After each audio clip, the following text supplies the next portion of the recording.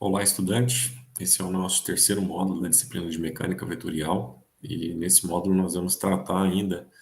do movimento de corpos rígidos. Nesse caso, nós vamos nos concentrar na análise com base nas forças e acelerações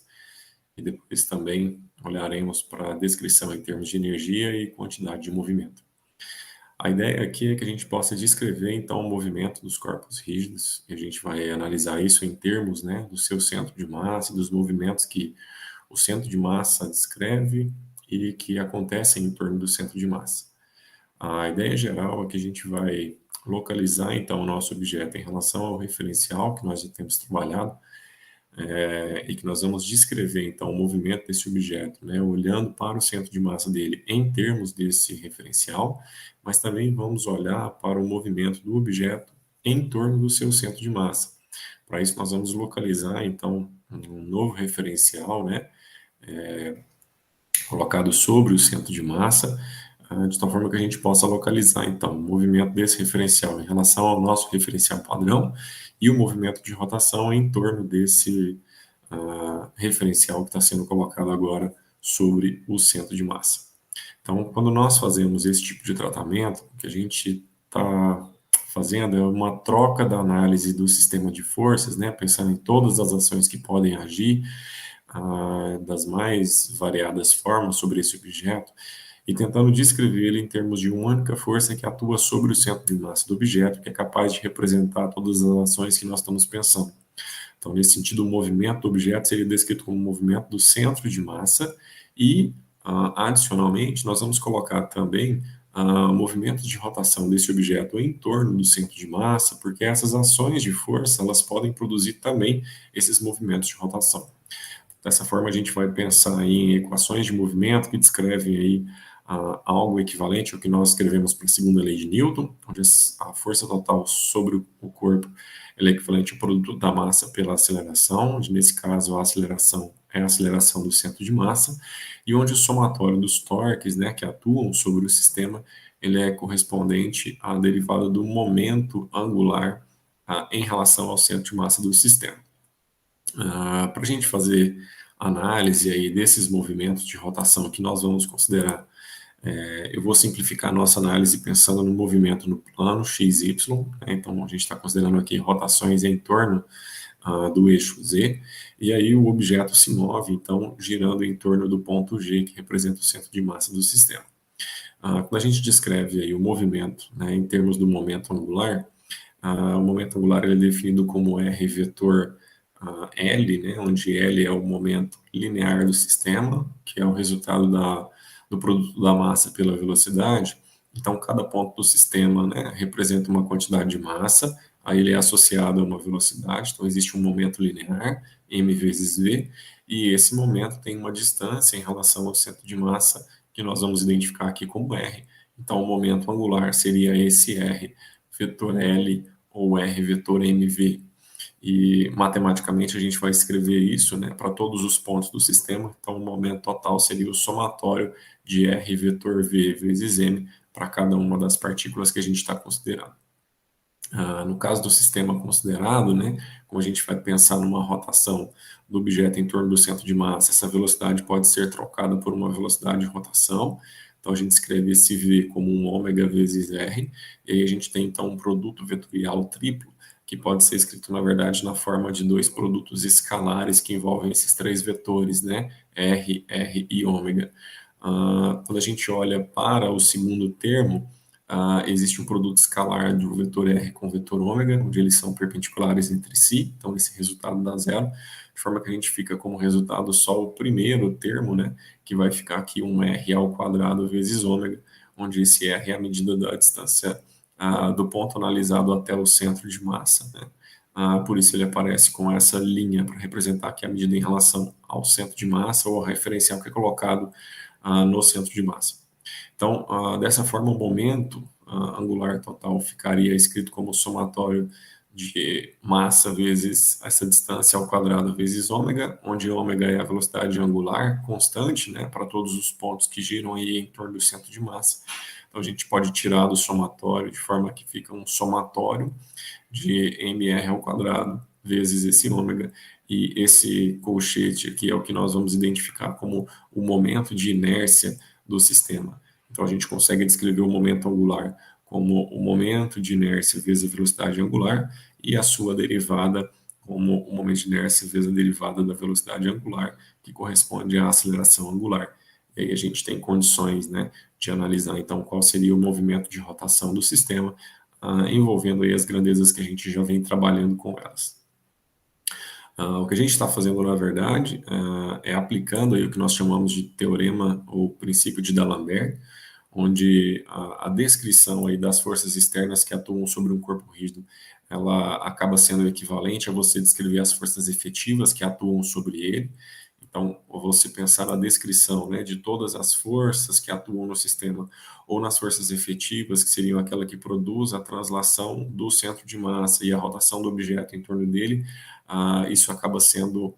equivalente, né? Os dois caminhos, eles vão produzir o mesmo resultado. Então, a ideia é que a gente vai aplicar isso para poder determinar qual é a movimentação que acontece de translação ao longo do eixo X e ao longo do eixo Y, e qual seria o movimento de rotação que acontece em torno do centro de massa. Com essas equações, a gente consegue descrever, então, o movimento dos sistemas que são representados aqui para a gente por corpos rígidos. Então, a ideia é que a gente consegue aplicar isso para alguns sistemas diferentes, né, e consegue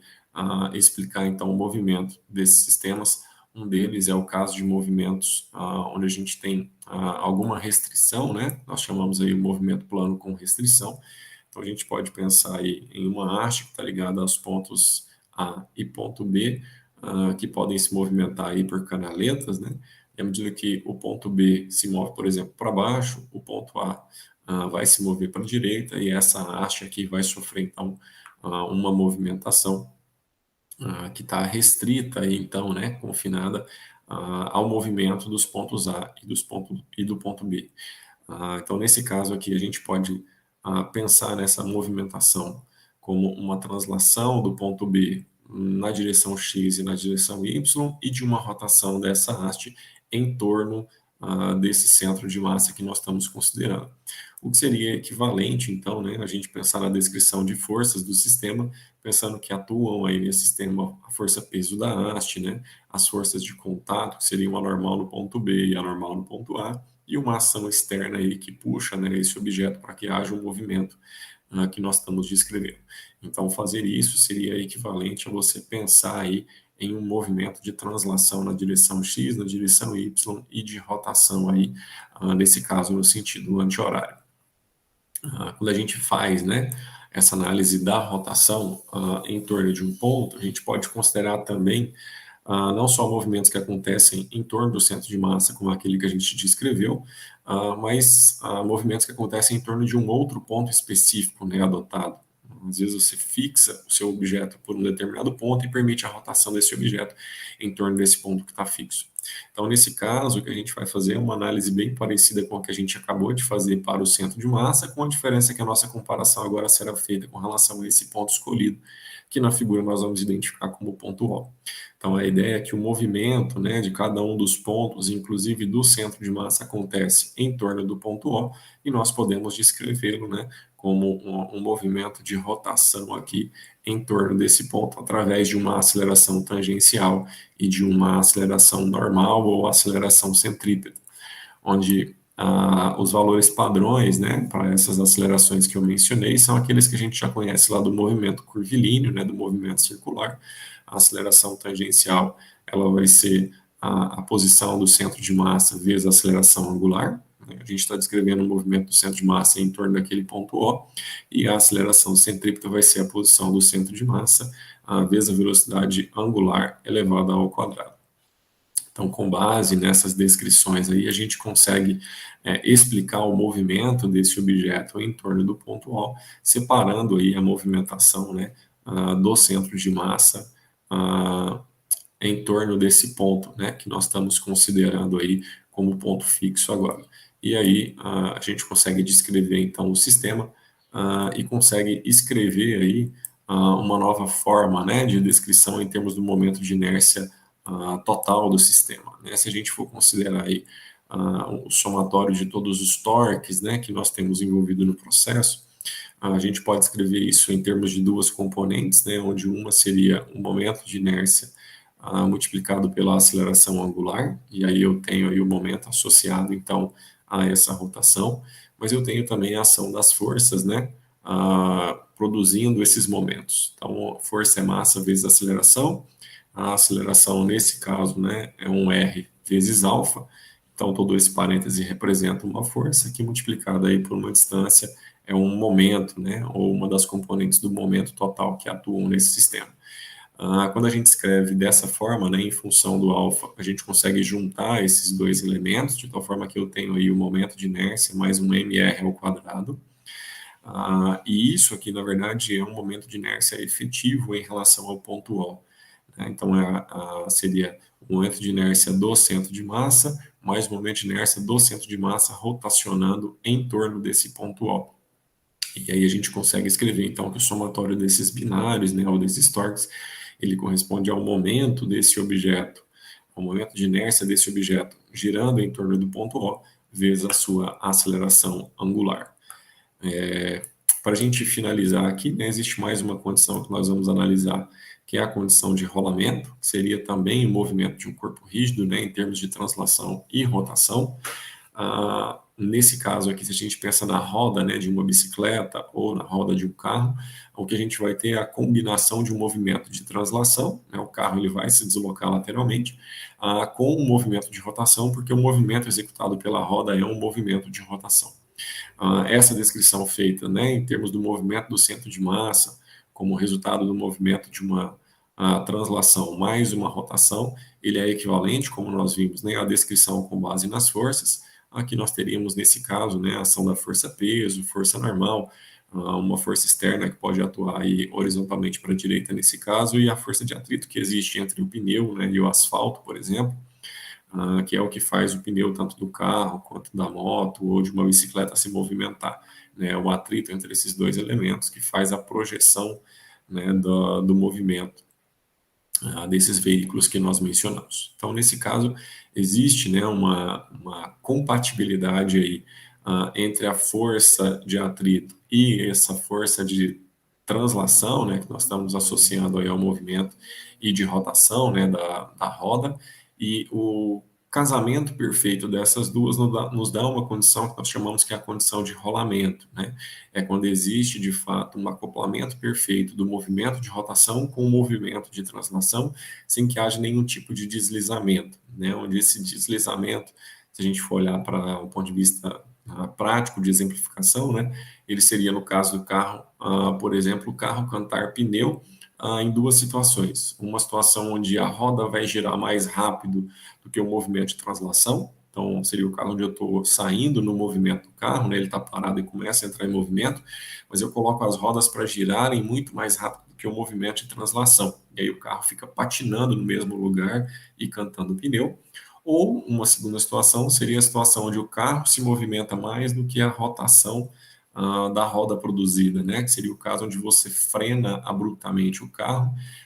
e ele continua transladando, mas com as rodas travadas, e aí ele canta pneu de novo, só que agora numa condição diferente, né? Onde ele está deslizando aí com as rodas travadas ou com uma rotação menor do que ela deveria ter. Então, a condição de rolamento seria aquela onde não há o deslizamento, né? Onde o movimento de rotação acompanha perfeitamente o movimento de translação. E aí essas condições elas vão ser dadas a partir da relação entre essa força de atrito, que é calculada como coeficiente de atrito vezes a normal, e essa força, né, que produz a translação do centro de massa, que seria a massa vezes a aceleração do centro de massa. Então, isso define para a gente as condições onde a gente vai ter rolamento sem deslizamento ou a rotação com o deslizamento. A situação, né, onde nós temos aí o rolamento, ela pode acontecer para um objeto simétrico, como nós pensamos aí no caso da roda, mas ela também pode ser descrita no caso de sistemas não simétricos, né, onde a massa está concentrada em uma parte maior de um lado, mais de um lado do que do outro no objeto, né? Então, para ilustrar isso aí, a gente tem uma imagem de um disco, né, onde uma parte dele foi retirada, então a gente tem uma concentração de massa muito maior de um lado do que do outro, o que faz com que o centro de massa do sistema não coincida com o centro geométrico dessa figura, né? Então, o centro geométrico seria o ponto O e o centro de massa, o ponto G. Mas a ideia é que a gente consegue descrever esse movimento ainda, pensando que a aceleração do sistema aí, né, a aceleração do ponto O seria o raio vezes a aceleração angular. Então, eu consigo escrever a movimentação do ponto O e consigo escrever também a aceleração do centro de gravidade, né, que seria essa aceleração representada aqui com o G, onde ela pode ser escrita como a aceleração do ponto O mais uma aceleração do ponto G em relação ao ponto O. E aí essa aceleração, né, de um em relação ao outro, ela tem uma componente tangencial e uma componente normal, e nós podemos escrever de forma bem parecida com o que a gente fez no slide anterior, né, onde essa aceleração tangencial ela seria um r vezes um alfa, e aí nesse caso seria a distância, né, do ponto A ao ponto G vezes a aceleração angular, e a aceleração normal como um r ômega ao quadrado, né, onde r nesse caso seria a distância do ponto O ao ponto G. Então a gente teria aqui o r multiplicado pelo ômega elevado ao quadrado. E aí a gente consegue descrever então a movimentação desse objeto em termos das suas acelerações, em termos das forças que atuam nesse sistema. Então, estando, né, o objeto perfeitamente balanceado ou desbalanceado, a gente consegue fazer a análise como nós temos feito aí para esse tipo de sistema. Eu espero que esse material tenha ajudado você a perceber como é que nós aplicamos a descrição do movimento de corpos rígidos com base nas forças e nas acelerações. Um forte abraço e até o nosso próximo encontro.